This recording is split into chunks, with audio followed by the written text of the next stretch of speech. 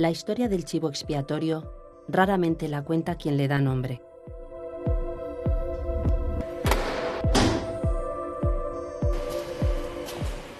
La víctima propiciatoria no puede o desconoce el relato. Otras son las voces que narrarán el sacrificio.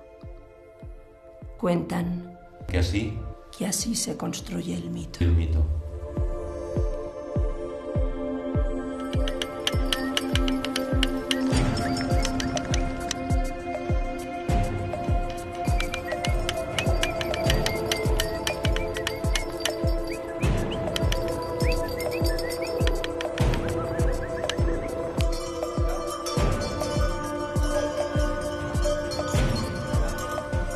El mecanismo del chivo expiatorio es un mecanismo por el cual el grupo se libera de la tensión atacando a alguien. Todo esto es sociológicamente explicable. En tiempos de crisis surgen las fobias y los odios y la búsqueda del chivo expiatorio. Como ocurre también con los animales, como ocurre también con los primates, que pueden castigar cuando están en un momento de tensión muy grande al elemento más débil.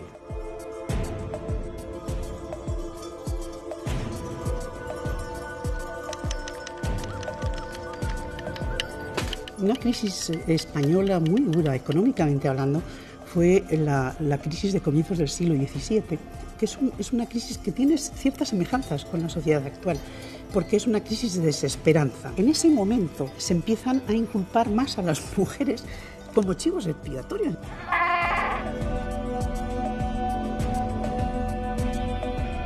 El señalamiento es la clave, que alguien sea señalado. La clave no es la culpa. Tener un chivo expiatorio es no ser consciente que uno tiene un chivo expiatorio. Pero sí hay ciertos individuos que conocen, saben muy bien cómo funciona este mecanismo. Sucede en pleno siglo XXI, se produce igual que se producía hace miles de años en las tribus más primitivas. Y pondrá Aarón sus 2 manos sobre la cabeza del macho cabrío vivo, y confesará sobre él todas las iniquidades de los hijos de Israel, todas sus rebeliones y todos sus pecados.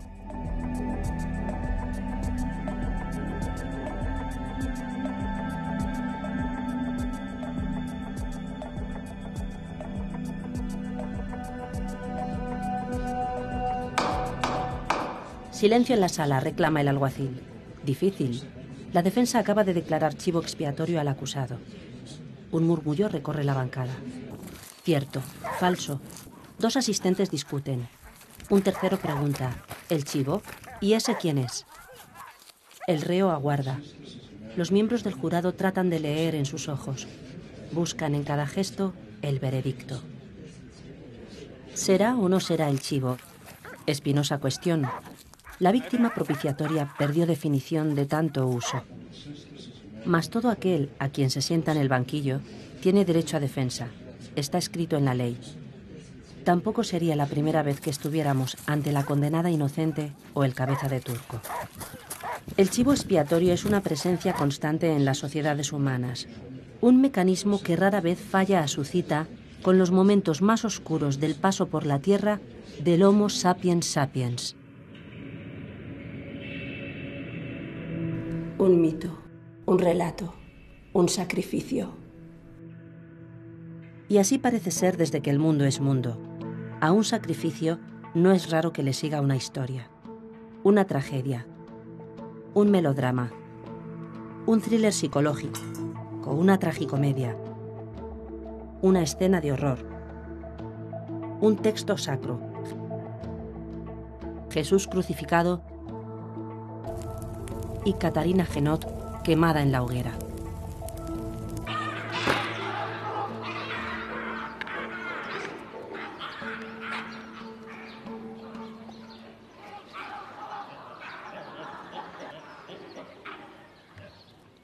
La verdad es que esto del chivo expiatorio, tanto Sapolsky como Franz de Waal y muchos investigadores lo han estudiado mucho. Esto se da no solamente en babuinos, sino en las especies de primates en las cuales hay más interacciones sociales. Entonces, básicamente consiste en que estos animales diariamente tienen conflictos. Ellos tienen unas relaciones sociales, como podemos tener los humanos, y de vez en cuando pues, surge un conflicto. Una vez que se produce ese conflicto, tienden a reconciliarse, ya que valoran mucho esa relación, ¿no?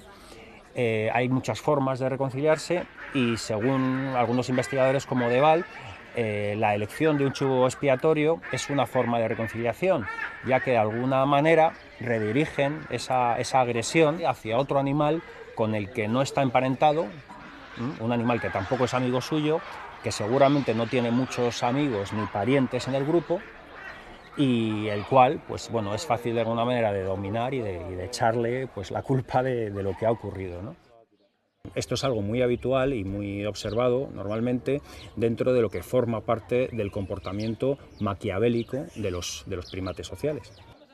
El pobre chivo, la verdad es que se lleva todo lo peor. En muchos casos no solamente participa el agresor inicial, sino también el primer agredido y además los animales que apoyan a ese agresor. Entonces pues puede recibir es una agresión de muchos individuos, ¿no? Es un animal que está muy bajo en la escala de dominancia en el grupo, en la jerarquía, con lo cual bueno, pues va a permanecer ahí debajo pues, sin ningún vínculo afiliativo, sin animales que le apoyen.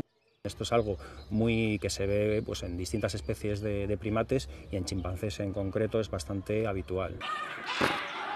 Como es frecuente en otra familia antropoide, la humana.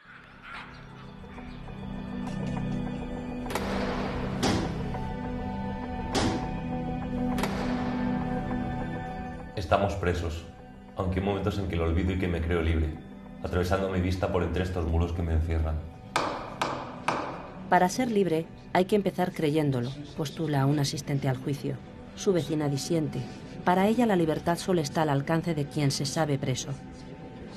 ¿Hay pues escapatoria?, inquiere la defensa. ¿O fue la acusación? ¿No somos a secas babuinos? Señalamiento, persecución, condena, expiación, linchamiento, cohesión, reconciliación, exorcismo, sacrificio, dolor, evolución, supervivencia, espanto. Muchas palabras en celda tan estrecha. Nuestro chivo se agita. No le queda muy claro si él tiene escapatoria, cumpliendo una función. ¿Puede ser libre un mecanismo? La presa a veces sabe que lo es y a veces no. Soy.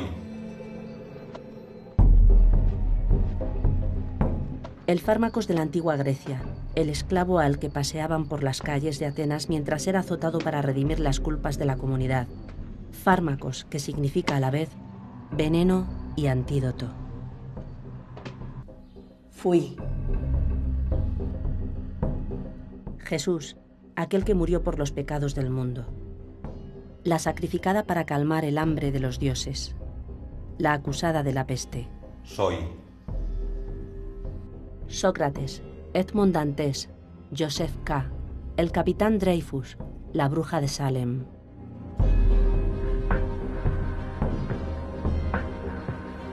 Soy. Fui. Fui. Una presencia recurrente de la historia humana que ha interesado a antropólogos, psicólogos, historiadores, artistas, filósofos o juristas, peritos de esta causa sin juez pero con narrador. Un juicio paralelo, televisado. Las cámaras enfocan al perseguido y al perseguidor. En el estrado, personajes de ficción y otros de carne y hueso. Hay un pasaje de una novela de Dickens, Oliver Twist, en que un anciano tiene un pañuelo y ese pañuelo le es robado por alguien. Oliver Twist está en ese momento por casualidad corriendo con alguno de sus amigos pilluelos y erróneamente el anciano cree que Oliver es el ladrón y entonces le señala y grita al ladrón. Inmediatamente Oliver Twist sabe que debe huir. ¿Por qué? Porque el procedimiento se ha puesto en marcha. Todas las miradas de todos los vecinos, de los que están en el mercado, se giran y se vuelven hacia él. Entonces se produce lo que ha llamado Elias Canetti una muta de caza. Aquí hay algo antropológico en el ser humano que nos lleva a perseguir a alguien, a acercarlo, a abatirlo. En ese momento Oliver Twist huye y todos los demás que están en condiciones de hacerlo le persiguen. Pero no solo le persiguen aquellos que no le conocen, le persiguen también los verdaderos ladrones del pañuelo. Los que han robado el pañuelo saben que la mejor forma de permanecer impune su crimen es perseguir al señalado. La clave, por tanto, es el señalamiento. La clave no es la culpa. Los grupos humanos son muy permeables al mimetismo. Una vez que alguien hace una conducta por primera vez, es muy propio que los demás imiten esa primera conducta. No hay nada más mimético que la violencia. La unanimidad persecutoria condena a la víctima a no tener ni un solo apoyo, ni un solo ser humano solidario con su causa en un entorno cada vez más imbuido de mimetismo, cada vez más embalado. Es el embalamiento mimético que termina linchándolo y expulsándolo. Como las neuronas espejo imitan el suspiro ajeno, como aprenden a hablar y a sumar, replicando. De esta forma, lo exterior se cuela en nuestro cerebro hasta no distinguir lo propio de lo ajeno. Bernard Shaw decía que las modas son epidemias inducidas, un bostezo que se contagia.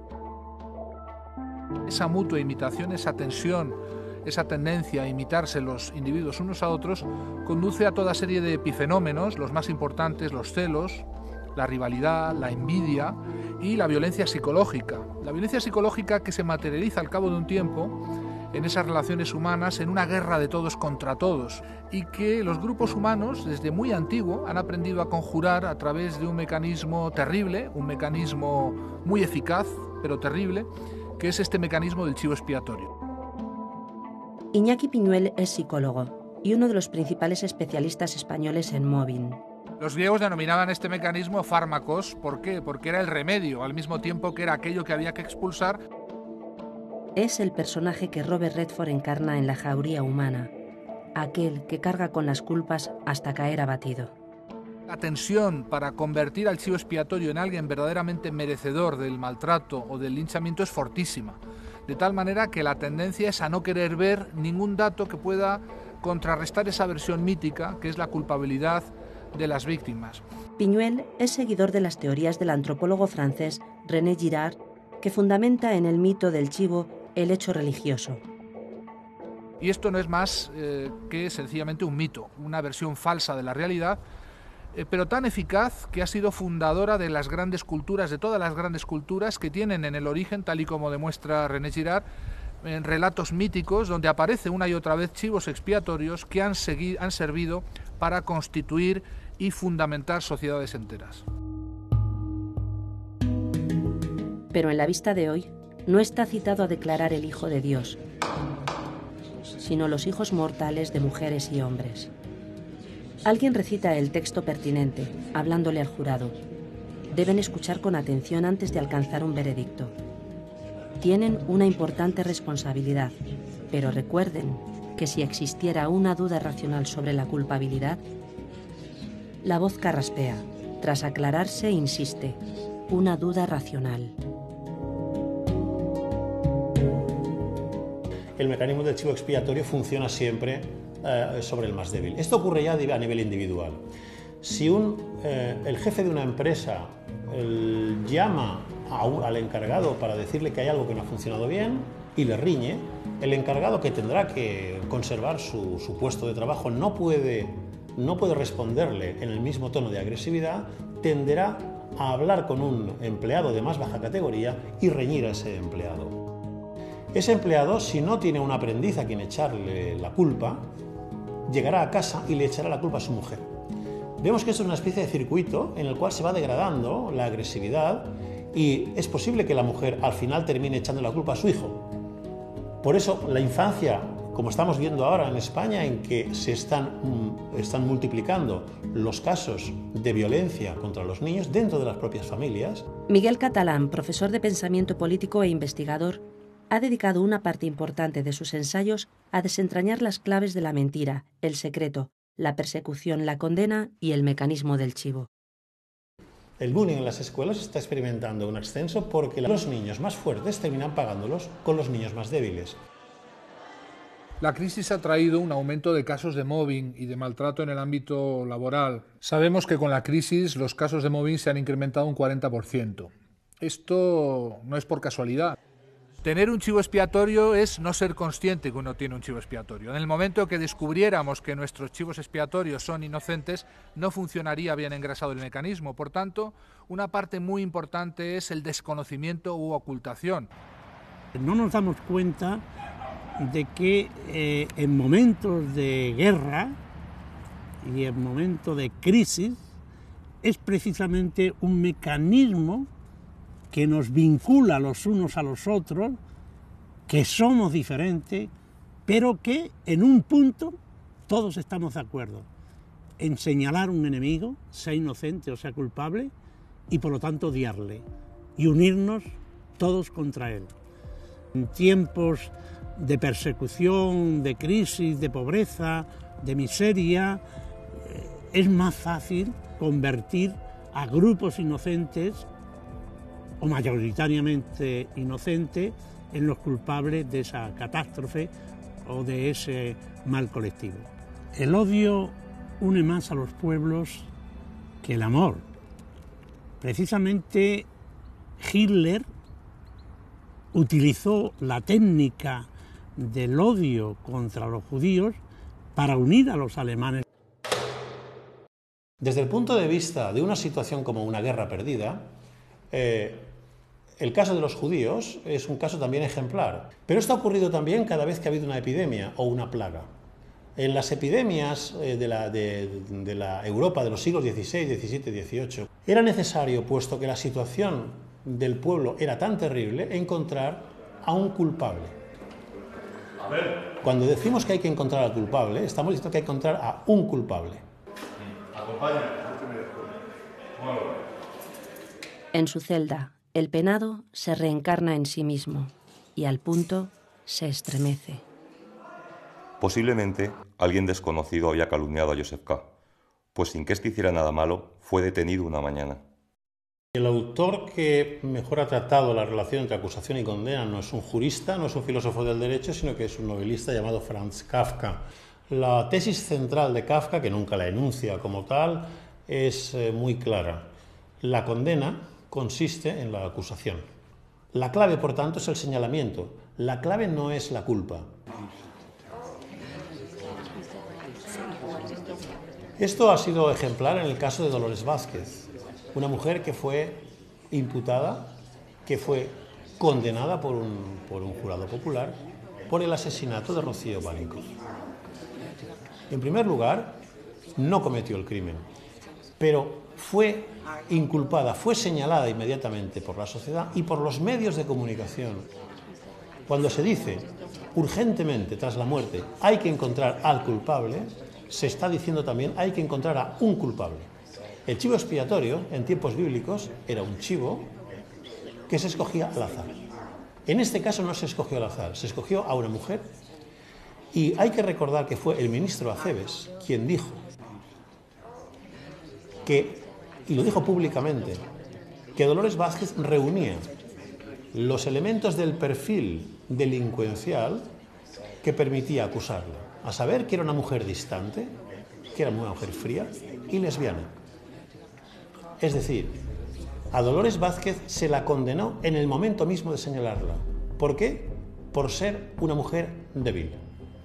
Como ocurre también con los animales, como ocurre también con los primates, el jurado popular que se vio llevado por esa psicosis colectiva la condenó como culpable y solamente pudo restituirse, no su honor, que eso no se restituirá nunca, pudo restituirse la libertad porque la prueba del ADN demostró fehacientemente, sin ninguna posibilidad de error, que Dolores Vázquez no había sido la asesina. La acusación, es decir, el hecho de señalar a alguien como posible culpable, es lo que determina no solo el proceso, sino su solución final. Esto no es una hipérbole, esto no es una exageración literaria, sino que refleja perfectamente cuál ha sido el procedimiento judicial a lo largo de los siglos en las sociedades primitivas. El hecho de que alguien acusara a otra persona de un delito consistía en una prueba suficiente para que se incoara un proceso en el cual el acusado era el que tenía que demostrar que no era culpable. En los procesos de brujas, los procesos de brujería que acogen del siglo XV al siglo XVII en toda Europa, hubo un jesuita alemán que primero formó parte de aquellos procesos y que a lo largo del tiempo se fue dando cuenta de que todo el procedimiento era un inmenso negocio de las élites que estaba sustentado en la ignorancia, en la superstición. El chivo expiatorio tiene varios sinónimos. Cabeza de turco es uno, caza de brujas otro, porque la persecución de miles de mujeres bajo la acusación de brujería es uno de sus hitos históricos. Hay más. Mujer, ¿tú sí crees que hay brujas en...? Si vos pensáis que yo soy una de ellas, Yo digo que no hay ninguna. La mayoría son mujeres mayores. Esto es importante. En muchos casos, sobre todo en la España del Norte, encontramos que mujeres encausadas por la Inquisición, que son mayores, mujeres de 50, 60 años, y quisiera decir también que son mujeres solas. Esto también es importante. Cuando estamos hablando de persecución de brujas, teóricamente, una bruja es una persona que hace pacto con el diablo. En España eso muy difícil, muy poco corriente, prácticamente inexistente, salvo casos muy puntuales. En Europa más. A las mujeres del norte de Europa se les acusa de conspirar con Satanás, de yacer con él. Muchas de ellas saben leer e interpretar la Biblia. En una Europa consumida por la crisis del antiguo régimen, la irrupción de las iglesias protestantes y las guerras de religiones, estas mujeres empiezan a ser molestas y señaladas. En Holanda, en el norte de Francia, en Alemania, en Alemania Norte, se les pone el San Benito de brujas. Hay miles y miles de mujeres en el norte de Europa que son ahorcadas, encausadas, penadas como consecuencia de esto. Esa Inquisición no tiene nada que ver con nuestra Inquisición, que es una obra de los Reyes Católicos. La idea de los Reyes Católicos es mucho más sutil y mucho más civilítica, y desde luego les va a dar un resultado extraordinario a lo largo de toda la Edad Moderna, y es el hecho de que van a controlar todas las heterodoxias en materia política, en materia moral, en materia de costumbres, por supuesto religiosa, pero a ellos les interesa la otra, porque es la forma de homogeneizar el tejido social del país. Catedrática de Historia Moderna, Margarita Ortega se dedica a seguir el rastro de una persecución.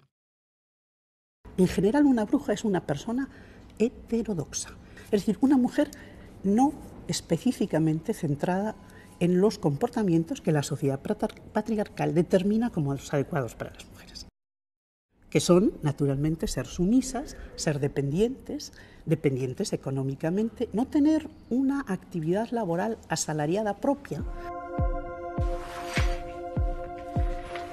Si en el norte de Europa buena parte de las acusadas de brujería eran mujeres letradas, en el sur fueron mujeres campesinas, en una sociedad mayoritariamente agraria, analfabetas, pero con conocimientos sobre la naturaleza y con autonomía.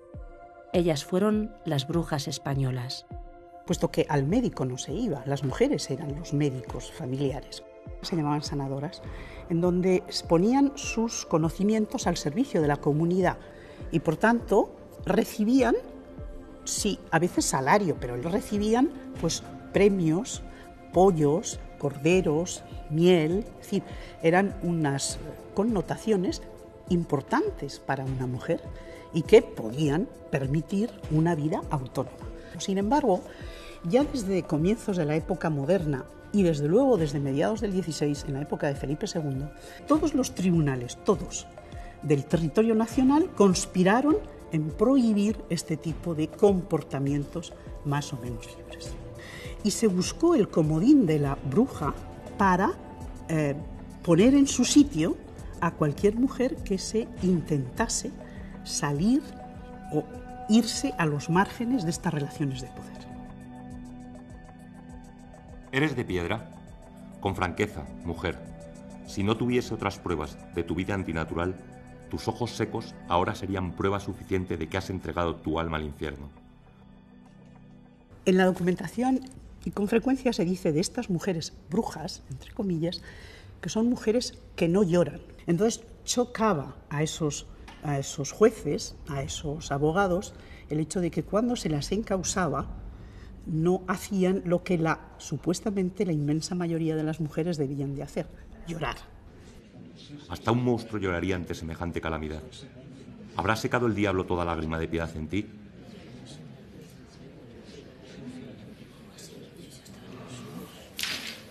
Felipe II, de una manera muy hábil, crea dentro de la Inquisición la figura del familiar. Interesa mucho conocer que todo pueblo español, toda ciudad, tenía un familiar en razón de cada 200 vecinos. Es decir, que cualquier pueblecito español de 400 tenía 2 familiares. Nadie les conocía. Eran miembros del Tribunal de Santo Oficio, pero nadie les conocía. Pero ellos delataban. Ellos eran los delatores anónimos y ellos eran los que inspeccionaban la vida de sus convecinos. Las actividades brujeriles de aquellas mujeres eran poner en plestes, utilizar las hojas de menta, las raíces de romero, el laurel mezclado con vinagre.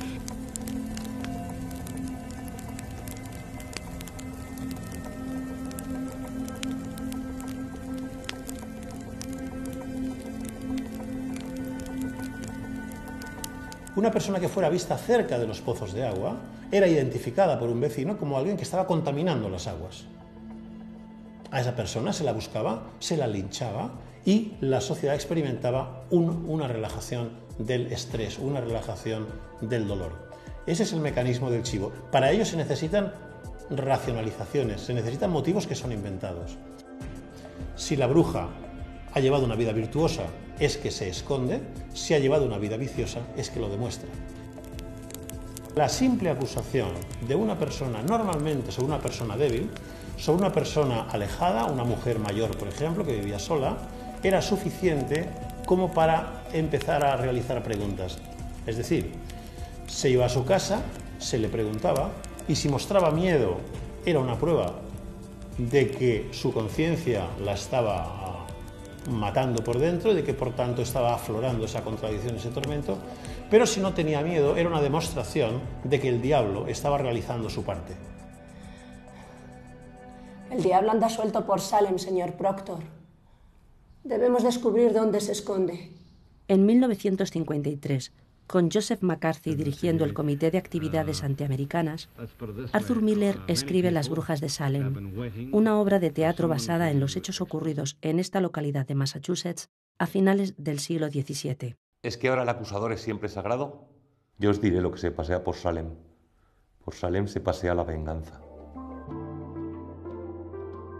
2 tribunales de un Salem enloquecido por el miedo y la superstición condenaron a 29 personas por brujería.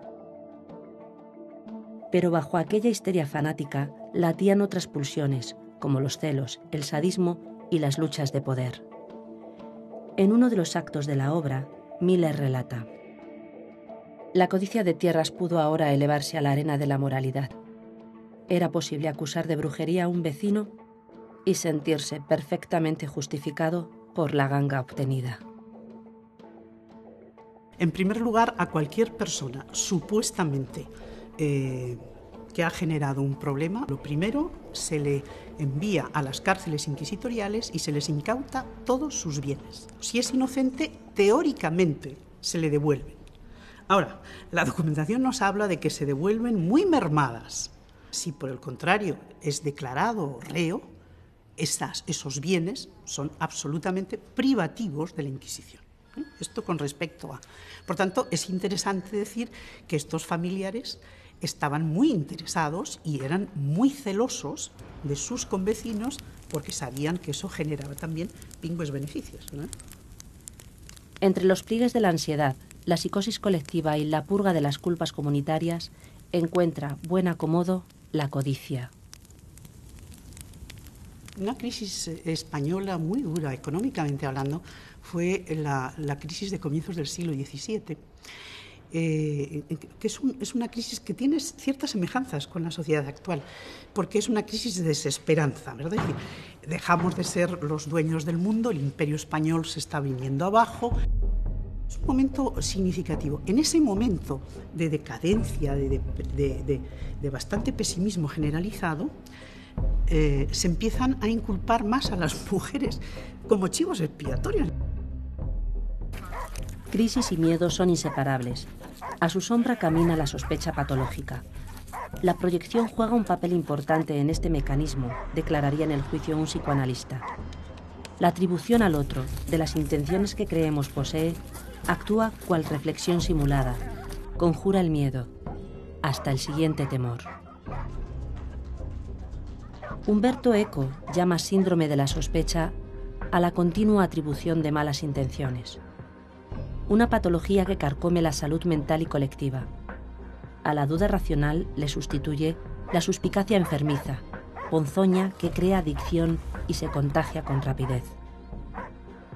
En los comportamientos colectivos humanos opera no solamente la racionalidad, sino principalmente la dinámica de grupo. Entonces, si la dinámica de grupo en ese momento es reaccionar ante una agresión, es castigar al enemigo, es vencer una frustración colectiva, utilizamos los sentimientos y el corazón como mecanismos para convencernos de algo que necesitamos para realizar esa práctica colectiva que en otros contextos no realizaríamos. En tiempos de crisis aumenta el recelo, y quien de todo desconfía siempre encuentra refrendo en la realidad. Ya está el terreno abonado para los chivos, la caza de brujas, los exterminios. Toda proyección es boceto de un delirio que se vuelve irreversible según avanza. Cuando tú odias a una persona o le tienes como enemigo, cualquier cosita te legitima para creer eso que en otras circunstancias tú no creerías. Es decir, la credulidad está ligada a que queremos creerlo, sentimos creerlo y necesitamos creerlo. Y por lo tanto, además, como son sentimientos grupales, la razón opera a niveles mínimos. Tomás Calvo Buezas, catedrático emérito de Antropología Social, ha estudiado la historia y formas de las víctimas propiciatorias. Desde ahí, da voz a la memoria de un pueblo perseguido, de los más olvidados de entre los perseguidos. Los gitanos es un pueblo muy singular, que ha pagado muy caro el ser fiel a sí mismo.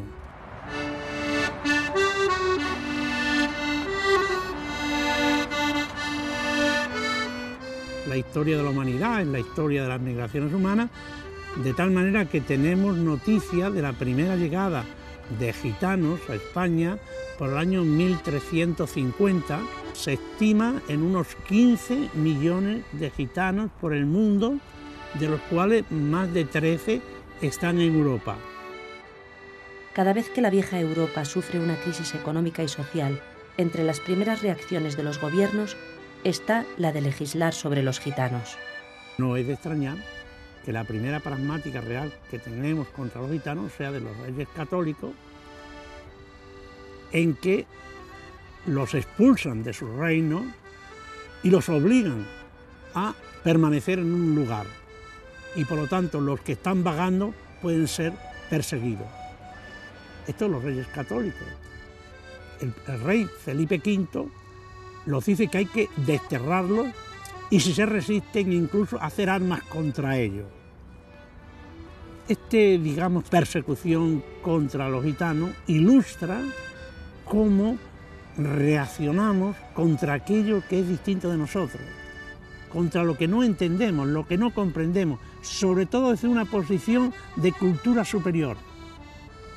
Por eso siempre son los más poderosos los que persiguen a las minorías.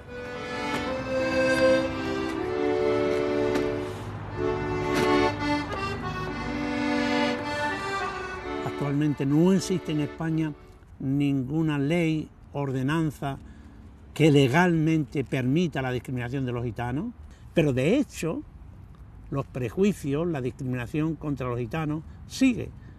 Y esto es mucho más grave teniendo en cuenta que la comunidad gitana hoy, por ejemplo en España, es muy heterogénea.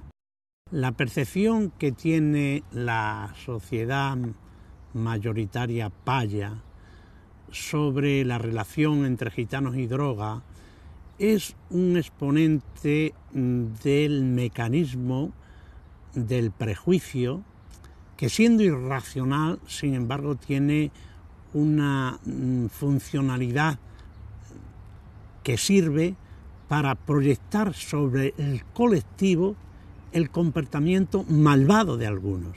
El porcentaje de gitanos que se dedican al tráfico de droga es menor estadísticamente que el porcentaje de payos que se dedican a esta actividad ilegal. El porcentaje es menor. Porragmus, literalmente devoración, es uno de los términos romanís que designa un holocausto en el que siempre aparecen como víctimas de tercera. La cifra de gitanos muertos por el exterminio nazi dista de precisarse, 220.000 o más del doble. La sala se arruga con la proyección de las imágenes. Una voz exclama, ¡qué barbaridad! Otra añade que prefiere no mirar. Aunque bueno, para matarles no es, pero ellos también se lo buscan. No se quieren integrar, son muy ladrones. Sí, coincide otro asistente. Hundieron la Armada Invencible, derrocaron a Alemania en la Primera Guerra Mundial y están tras la caída de Lehman Brothers. El alguacil vuelve a rogar silencio. La vista prosigue. El testigo señala que el mecanismo del chivo, para justificarse, vuelve a tomar una parte por el todo. En consecuencia, siempre la forma de luchar contra los prejuicios es distinguir entre la minoría delincuente y la mayoría inocente. O dicho de otra forma, nadie es culpable hasta que no se prueba.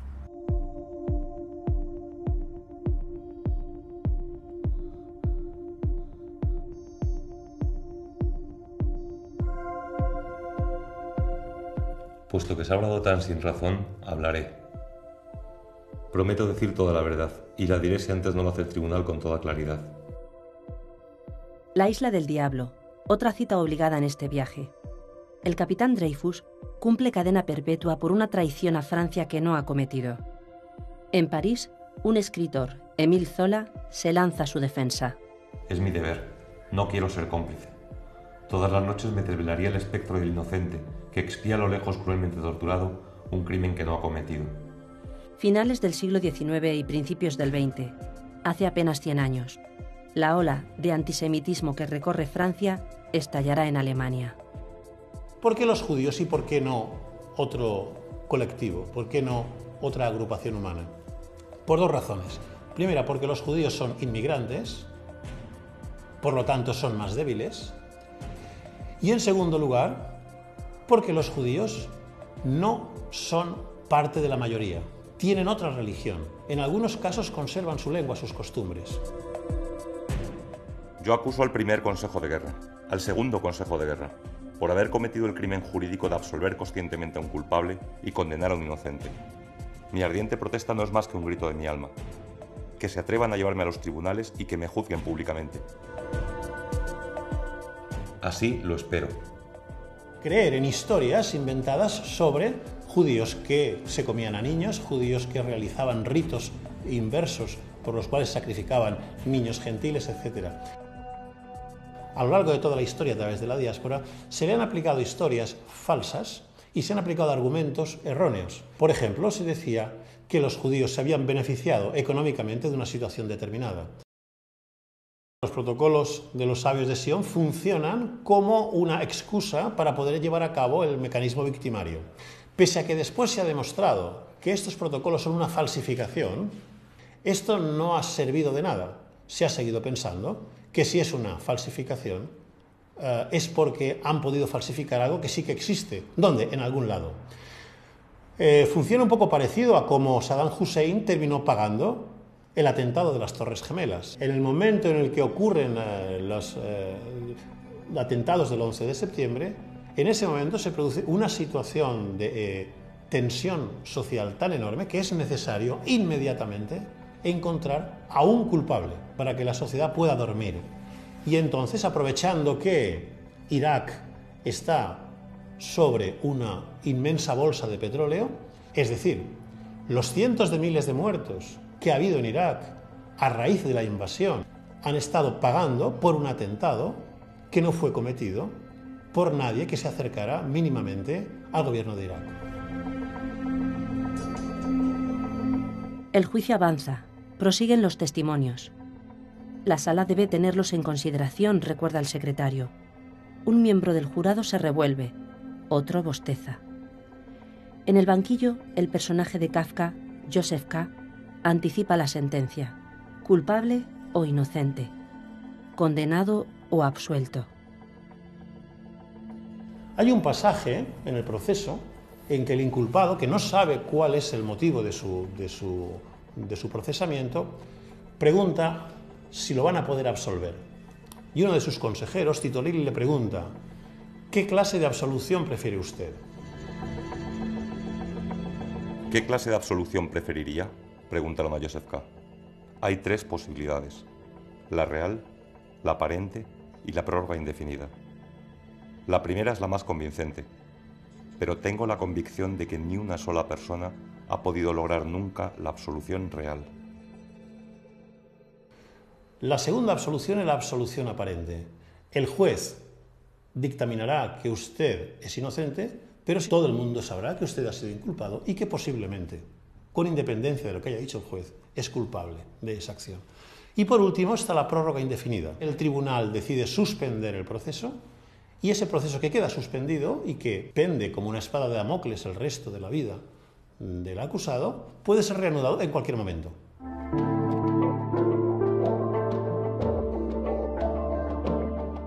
Dolores Vázquez ha hablado en público después de tantos años y ha dicho 2 cosas verdaderamente significativas respecto al mecanismo victimario del chivo expiatorio. Ha dicho 2 cosas. La primera es que aunque después de tantos años de haber sido demostrado científicamente que el asesino era el otro, la gente la sigue reconociendo como culpable. Sigue siendo la culpable. La absolución, como dice Kafka, era solo aparente. La segunda cosa que ha dicho, extraordinariamente interesante, es que algunas veces ella despertaba y se preguntaba: ¿habré sido yo la asesina? ¿Habré sido yo la asesina? Significa que Dolores Vázquez también forma parte del grupo. El mecanismo del chivo expiatorio funciona perfectamente si la víctima asume su papel de culpable. Como el chimpancé babuino que acepta los golpes sin apenas resistencia. En este proceso de convertir a una persona en un chivo expiatorio no se puede hacer de cualquier manera. Hace falta que la propia persona a la que se acusa de todos esos males acepte ese rol, ese papel, y por tanto esa persona no es consciente que en ese momento está siendo atacada por un mecanismo grupal terrible para ella. El suicida es aquel preso que ve levantar una horca en el patio del penal y cree erróneamente que la han levantado para él. Sale por la noche de su celda, baja al patio y se ahorca. Muy rápidamente toda esa atribución culpable del entorno de la víctima, del chivo expiatorio, pasa a internalizarse. Muchas personas se sienten malas, perversas, culpables, no muy concretamente de nada, porque no tienen ninguna razón, ninguna causa concreta, pero eso muy fácilmente termina somatizándose, convirtiéndose en afecciones psíquicas que terminan generando lesiones somáticas o psicosomáticas, ¿verdad? A veces pueden llegar a terminar siendo graves enfermedades físicas o somáticas también. Hemos encontrado que debajo de los casos de acoso psicológico en el trabajo, mobbing y también de los casos de acoso escolar, no hay más que fenómenos de este tipo, fenómenos del chivo expiatorio. La diferencia es que no eliminamos físicamente a nuestros chivos expiatorios, pero no por ello sufren menos las consecuencias psíquicas y psicosomáticas. Brujas, extranjeros, judíos, gitanos, albinos, homosexuales, locos encabezan la lista de chivos clásicos. Pero hay otras víctimas propiciatorias que la banalización cotidiana hace invisibles. En el juicio también prestarán declaración. Algo muy importante es desprogramar esa idea que tienes. En las sociedades tradicionales, instigar el proceso del chivo expiatorio era algo muy importante. Tal es así que se reservaba a ciertos individuos que tenían esa cualidad o cualificación, eran los sacerdotes, aquellos que sabían cómo sacrificar, de qué manera hacerlo, para que el mecanismo fuera eficaz. Bueno, pues ya hemos llegado. Este es el altar de sacrificios. Este es el altar de sacrificios de Ulaca, donde los bretones pues practicaban sacrificios de animales e incluso humanos, pero bueno, está bien atestiguado en la práctica de sacrificios humanos. Lo único que evidentemente solo se daba en situaciones muy especiales. Y en estos canales que caen desde el altar, pues se ve que por ahí servían para que corriera la sangre de las víctimas, hasta aquí abajo. En nuestra vida actual no tenemos esos sacerdotes sacrificadores, pero sí hay ciertos individuos que conocen, saben muy bien cómo funciona este mecanismo y lo aplican con frialdad enorme. Estos individuos son inquietantes porque presentan frecuentemente perfiles de psicopatía, lo que los psicólogos llamamos personalidades psicopáticas. Individuos muy fríos, muy implacables, terriblemente seductores, con una imagen pública excelente, pero que cuando algo les estorba o cuando ven que la situación se les va de las manos, conocen muy bien cómo hacer para que uno de los miembros del grupo pague con su sangre. Se busca las cosquillas para que exploten y de esta manera esa desestabilización emocional les lleve a una imagen pública de ser personas conflictivas, personalidades difíciles, ¿verdad? Todo esto es falso, no es más que un artefacto que se crea por parte de ciertos individuos interesados en presentar a la víctima como merecedora de todo lo que le va a ocurrir.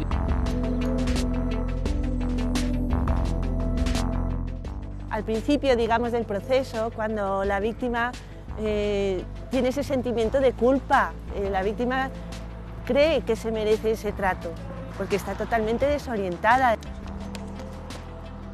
Beatriz Alcaide ayuda a quienes tratan de superar una situación de acoso laboral, escolar o familiar. Llega un momento en que sufre un tal bloqueo que, vamos, está convencidísima de que se lo merece y de que es culpable.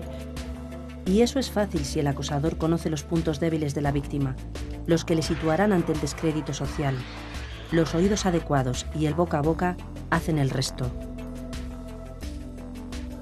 Un judío será intrigante, un gitano ladrón o camello, un inmigrante un peligro, y la anciana que hace ungüentos es la bruja con verruga y gato que encarna a Belcebú. Tópico, y sin embargo, terriblemente eficaz. El prejuicio sabe disfrazarse de innovación y se adapta a cada época. En el ámbito del mobbing ocurre un fenómeno terrible que se llama en psicología social el error fundamental o error básico de atribución, que es la tendencia que tenemos como seres humanos a atribuir a las víctimas de cualquier problema de maltrato rasgos, disposiciones, actitudes que explican el por qué está siendo victimizada. Esto es un fenómeno óptico, un mecanismo de defensa, no hay tal cosa, pero tendemos a ver en las víctimas su propia responsabilidad, de tal manera que es muy difícil la solidaridad, el ponerse del lado de una víctima cuando uno piensa que algo habrá hecho, ese famoso algo habrá hecho que acompaña a las víctimas de acoso. Por otro lado, existe el fenómeno de la profecía autocumplida, por el cual la proyección de una actitud sobre alguien hace que este alguien confirme a su vez con su conducta esta actitud. Para que funcione bien engrasado el mecanismo de chivo expiatorio se requiere del mito, la versión mítica que es que la víctima merece lo que le estamos haciendo. Uno de los fenómenos extraños que estamos acostumbrados a ver en torno a los casos de acoso es el fenómeno que hace que el agresor se declara víctima de su víctima.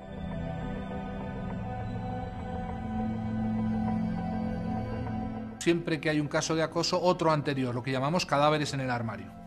¿Debido a qué? Debido a que el patrón recurrente, el patrón que se repite siempre no es la víctima. La víctima desaparece y vendrá otra víctima. Pero sigue el acosador que, a base de refinar su comportamiento, repite esa conducta una y otra vez, más impunemente. Parar los pies al acosador significa imputarle su comportamiento como un comportamiento inaceptable. Por tanto, todas esas versiones que a veces los que acosan quieren presentar como justificativas de su maltrato, de su violencia psicológica, hay que rebatirlas per se. Imposible cuantificar el dolor causado por esta vieja práctica. El chivo, inocente o no más culpable que el resto, sufre los golpes físicos, los psicológicos, la tortura de la expulsión y el aislamiento. Las consecuencias son muy negativas, ¿verdad? Porque puede conllevar pues, la pérdida de identidad, depresiones muy profundas y el aislamiento social y familiar sabemos que es una de las causas principales del suicidio. Ahora mismo ya se considera un delito en el mobbing tanto familiar como laboral en el código penal, ya está tipificado, ¿verdad? Pero claro, es tan difícil de probar un maltrato psicológico, primero porque la persona perversa, el verdugo, ¿verdad?, son personas que tienen un gran carisma en el sentido de que claro, tienen un grado de psicopatía bastante alto y les resulta muy fácil el hacer teatro y el caer muy bien a los demás. Realmente es muy difícil detener los casos de linchamientos grupales. Intentar ponerse del lado de la víctima en un proceso de chivo expiatorio equivale al riesgo de terminar siéndolo uno mismo. La dinámica de grupo, el empeño colectivo de ir en una dirección, se convierte en una presión psicológica muy difícil de enfrentar individualmente. Hay que llamar héroe a la persona que se atreve a solidarizarse con alguien que está siendo linchado mediante el mecanismo del chivo expiatorio.